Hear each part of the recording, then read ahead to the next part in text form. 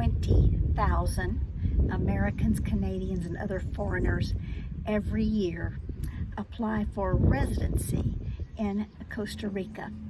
And one of the avenues that they can use to apply for residency is through what is called the Investor Program. Welcome back to the channel.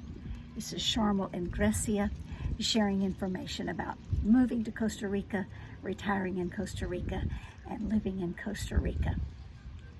So today, about 30 of us expats met for lunch at one of our favorite restaurants, Los Jardines, and tomorrow another group of 30 to 40 will meet at the same restaurant for lunch. We have wonderful discussions. There's some overlap between those two groups of expats, but I think that if you're thinking about retiring abroad, it's important to think about the people that you will get to know and how a group of expats, an active group of expats, can help you adjust to new surroundings and navigate your way through several huge changes, and one of those is the residency process. So I've been hearing about something called a $5 million gold card that people around the world can purchase if they want to buy their way into American citizenship, which just makes my head want to explode. But a lot of countries have a program like that where you can make an investment. Most cases it's not just outright buying your way in, but usually it's making an investment so that it kind of expedites your residency. So what Costa Rica has is called the Investor Program, and it is designed to attract investors to Costa Rica. So for $150,000, which is a long way from $5 million, for $150,000, someone can buy a house or buy a piece of property, and it expedites their residency application so that it's like 6 to 12 months. The residency application process that I'm going through will take several months. It's just the pensioner residency. So it's because I get Social Security and another pension. I have some sources of income as a retiree. So a lot of people come into Costa Rica that way, but some people come in by buying a house for $150,000 or more, and some people say that takes less time, and then other people say that that's become so popular that it's actually more backed up than the regular, process. When you have 20,000 people applying every year, the system's going to get backed up and it's going to take a while. But anyway, can you buy a house in Costa Rica for $150,000? Yes, you can.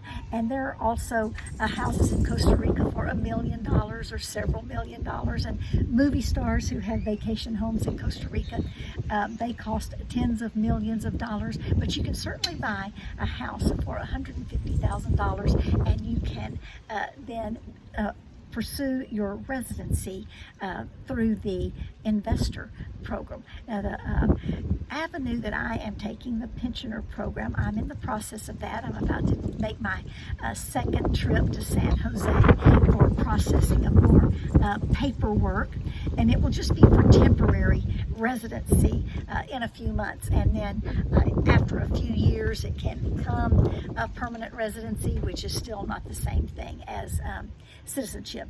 So to go through that process to get temporary residency costs about $3,000 for processing all the paperwork. I am paying an attorney to help me with all that because it would be so easy for me to miss a step since I don't speak Spanish that well at all.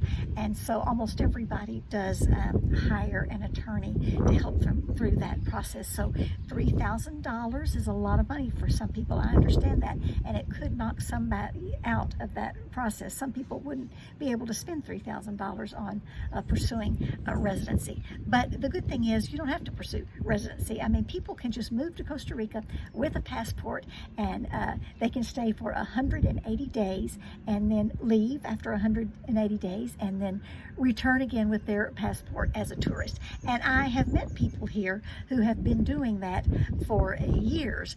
Just they're on a tourist passport, and they just leave the country every 180 days. You don't have to fly to the United States. You can if you want to, but you can cross the border into Panama or Nicaragua, get your passport stamped, and spend however much time you want to, and then come back to Costa Rica.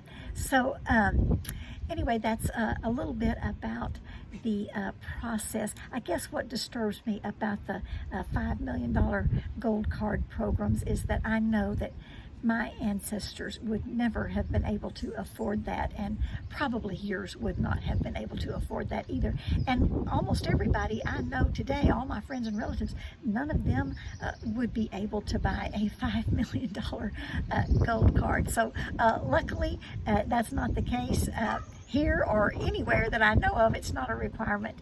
So if you have some additional information to add, or even alternative information to add, because I'm still learning, put that in the comment section. Pura Vida, adios.